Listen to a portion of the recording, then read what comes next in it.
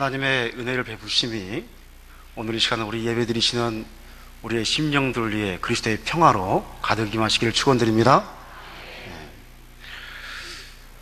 제가 지난번에 우리 어르신들 모시고 기도원에 다녀왔는데 우리 권사님들, 집사님들께서 재밌는 이야기에 은혜를 많이 받으셔가지고 차 속에서 저한테 말씀하시기를, 목사님 예배 시간에 이야기는 꼭 해야 됩니다 라고 말씀을 하셔서 엉깃결에 예 하고 대답했습니다. 그래서 제가 알파 때 이야기하고 이야기 안 하려고 했더니 그 알파는 우리 본예배가 아니잖아요. 그래서 여러분 아시는 분은 대답하지 마시고 모르신 분만 대답하시기 바랍니다. 제가 하나, 우리 소년 합창단에 와 있는데 천사가 왔습니다. 우리 어린이들만 한번 대답해 보시기 바랍니다. 넌센스인데 옛날에요, 여러분 여우 알죠? 여우 알아요? 끄덕하네요. 여우하고 개가 있었어요. 그런데 옛날에는 여우하고 개가 형제였대요. 누구와 형일까요? 왜? 여러분 누가 형이겠습니까? 왜 여우가 형이죠? 예. 여우가 울 때 어떻게 울죠? 우. 개는 어떻게 짖습니까? 멍멍멍인데 옛날에는 형 그랬대요. 예. 자, 약속 지켰습니다. 예. 한 가지 더 제가 이야기하고 말씀 들어가겠습니다. 그 놀부 마누라가 장에 갔습니다. 누가 갔다고요? 심보가 많은 놀부 마누라가 장에 갔습니다. 다들 이 놀부 마누라가 성질이 꽉하다는 것을 아는지라 모든 사람들이 슬슬 피해 다녔습니다. 그런데 어느 간 큰 거지가 한 명이 놀부 마누라인지 모르고 이 놀부 마누라에게 오더니, 마님 한 푼 주십시오 라고 하는 거였습니다. 사람들이 깜짝 놀랐습니다. 뭐 주걱이나 나올지 뭐가 나올지 모르기 때문에.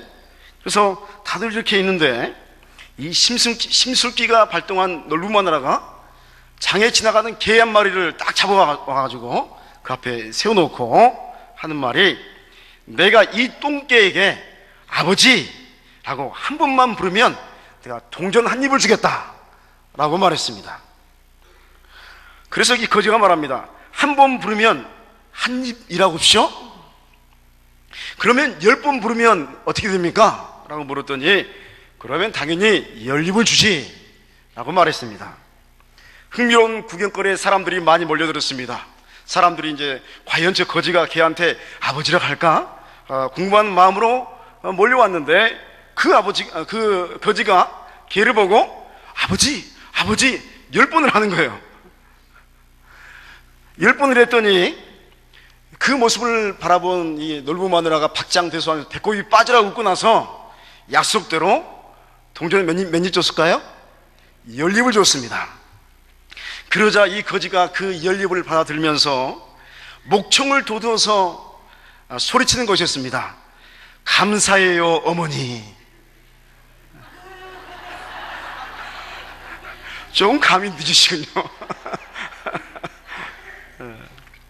여러분, 사람은 자신의 행위에 따라서 그 사람이 어떤 사람인지를 알 수가 있습니다. 선한 행위를 하는 사람은 그 선한 사람이 되는 것이고, 또 악한 행위를 행하는 사람은 악한 사람임을 알 수가 있습니다. 오늘 우리는 본문의 말씀에서 나라는 존재가 어떤 사람인지를 에베소 교회에 편지하는 사도 바울의 편지의 첫 부분에 아주 깊이 있게 우리가 되새겨 볼 수가 있습니다. 그래서 오늘 우리는 본문 서두의 인사말을 중심으로 예수 안에 있다는 것에 대하여 다음과 같은 깨달음을 나누고자 하는 것입니다. 첫째 보니까 예수 안에 있다는 것은 예수의 사람이 되는 것을 의미합니다. 1절 말씀에 하나님의 뜻으로 말미암아 그리스도 예수의 사도된 바울은 이라고 사도 바울이 에베소 교회를 향해서 인사하고 있습니다. 우리는 이 인사말에서 하나님의 사도 바울을 향한 뜻은 예수의 사도가 되는 것에 있었음을 분명히 하는 사도 바울의 고백을 들을 수가 있습니다. 그래서 바울은 자기 자신이 예수 그리스도의 사람임을 분명히 하고 있습니다. 이러한 사도 바울의 고백은 우리로 우리 자신에 대한 많은 생각을 하게 만들고 있음을 볼 수 있습니다. 사랑하는 여러분이요, 그리스도인은 어떤 존재입니까? 그리스도인은 하나님의 뜻 안에서 예수의 사람으로 부르심을 받은 자임을 믿으시기 바랍니다. 여러분은 어떤 사람입니까? 사랑하는 성도 여러분이요, 이곳에 모인 우리들 또한 한 사람도 빠짐없이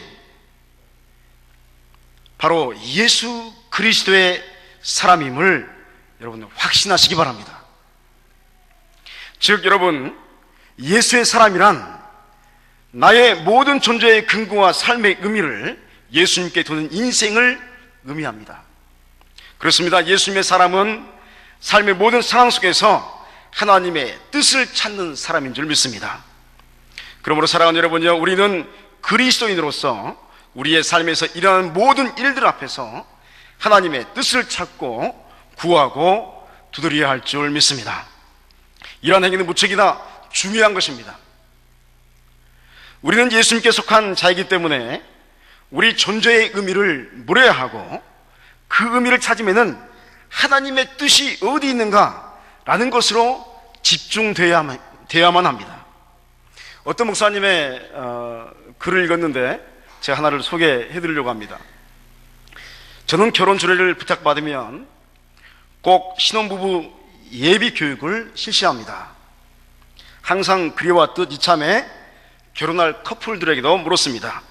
일륜지 대사라 할 수 있는 결혼식을 앞두고 뭐 공부 좀 하였습니까?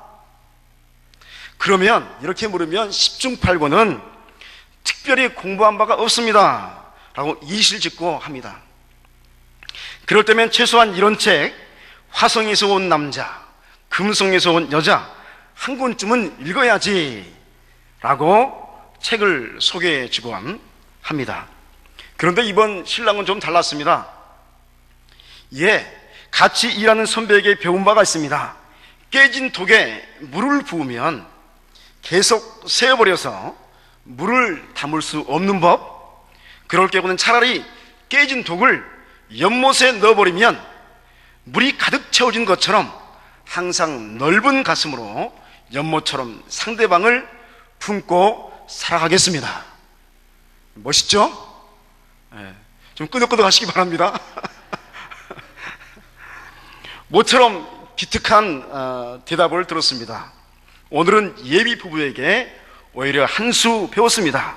이런 깊은 진리를 터득한 신랑은 더 이상 교육할 필요가 없다고 칭찬까지 해 주었답니다. 어떤 목사님의 짤막한 글이었습니다. 사랑하는 여러분이요, 원래 인간은 하나님의 뜻을 품을 수 없는 존재입니다. 저와 여러분은 말씀을 품을 수 없습니다. 그리고 사람이라는 존재는 예수의 사람이 될 수 없는 존재입니다. 누가 예수의 사람이 될 수 있습니까? 그 이유는 여러분, 우리 안에 있는 인간의 영혼이 깨어졌기 때문에 그렇습니다. 하나님의 형상이 깨어졌기 때문에 그렇습니다. 인간은 깨진 독 항아리처럼 예수 그리스도께 우리의 몸과 영혼을 우리가 깨졌다는 것을 인정하고 완전히 맡겨드리면 여러분, 우리의 인생에 하나님의 뜻이 그대로 이루어지게 될 줄 믿습니다. 깨진 독 항아리를 물을 가득 채운 방법이 무엇입니까? 연못 속에 집어넣는 겁니다. 그것처럼 여러분, 우리의 영혼을 예수 그리스도께 완전히 푹 담글 수 있는 은총이 오늘 이 시간 우리의 믿음 위에 있어지기를 간절히 소망합니다.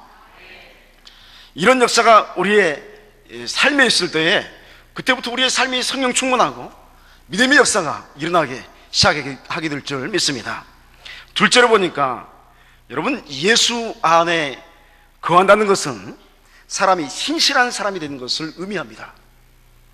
성도는 예수 그리스도 안에 거하는 사람을 성도라고 합니다.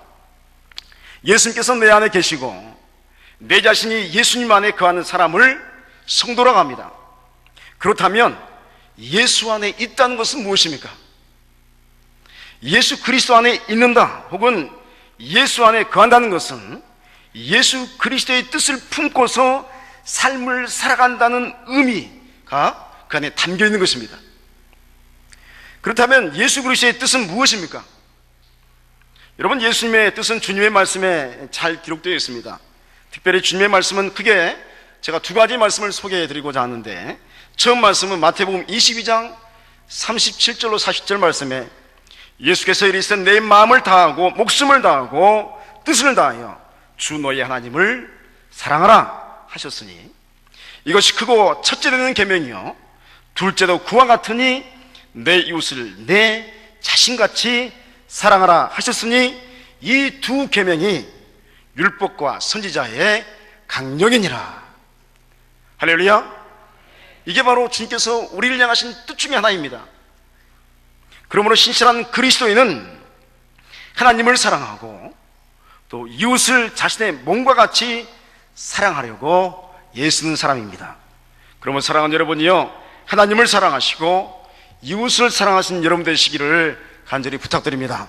두 번째 소개해드릴 말씀은 이 사랑의 방향성을 우리에게 말씀해 주고 있는데, 마태복음 28장 18절 20절 말씀에 예수께서 나와 말씀하여 이르시되 하늘과 땅의 모든 권세를 내게 주셨으니 그러므로 너희는 가서 모든 민족을 제자로 삼아 아버지와 아들과 성령의 이름으로 세례를 베풀고 내가 너희에게 분부한 모든 것을 가르쳐 지키게 하라.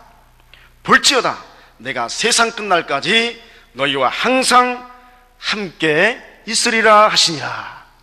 아멘.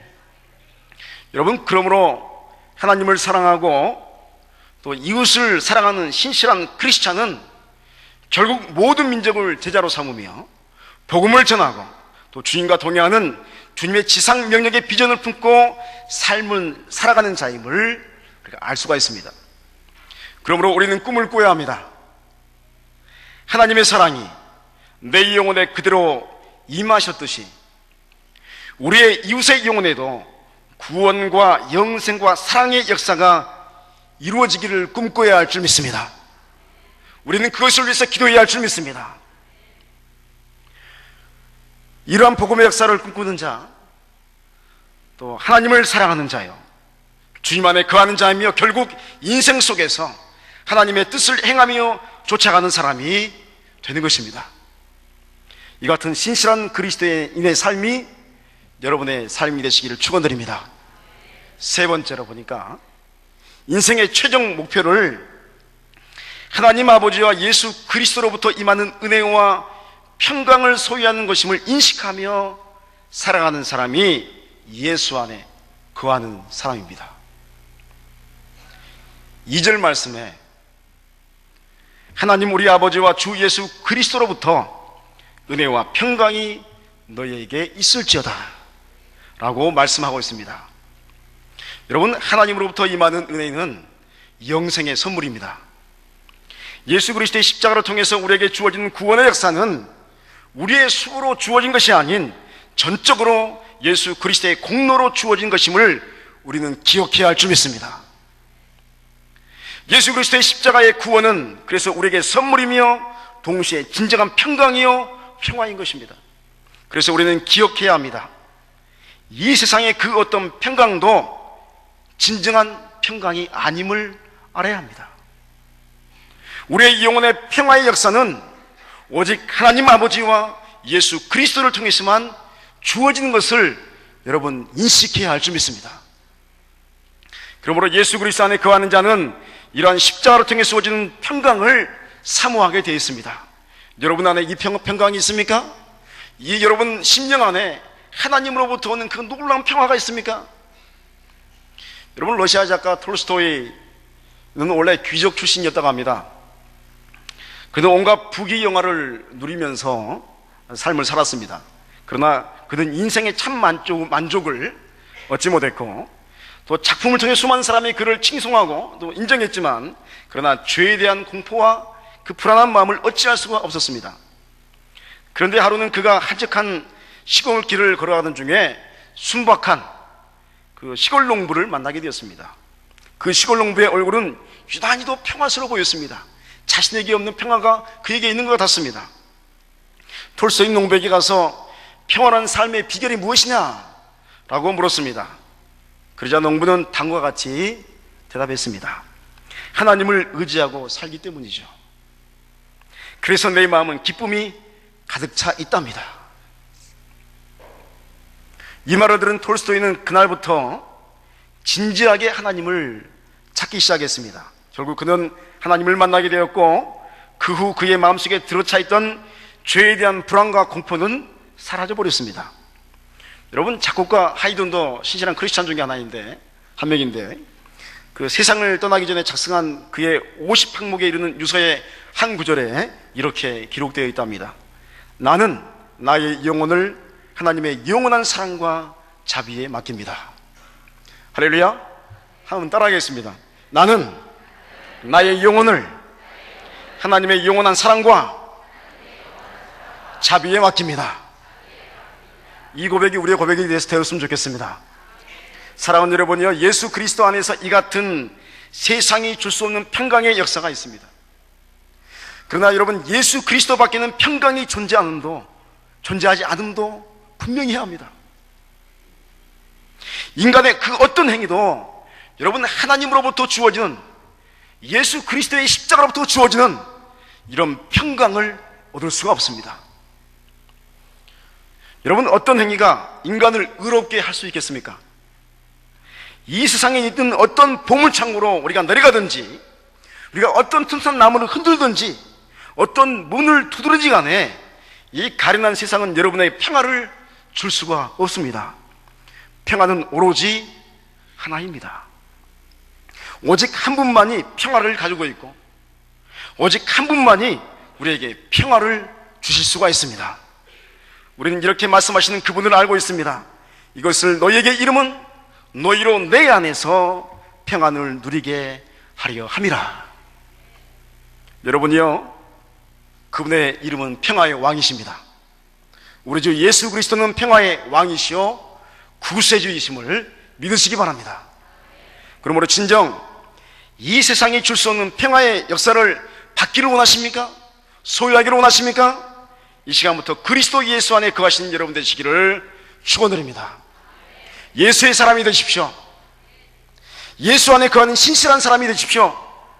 그러면 미쁘시고 의로우신 주님께서 아버지로부터 흘러나오는 구원의 은혜와 평강을 한량없이 우리에게 부어주실 줄 믿습니다. 오늘도 하나님 우리 아버지와 주 예수 그리스도로부터 은혜와 평강이 여러분에게 있어 주시기를 간절히 축원드립니다. 기도하시겠습니다.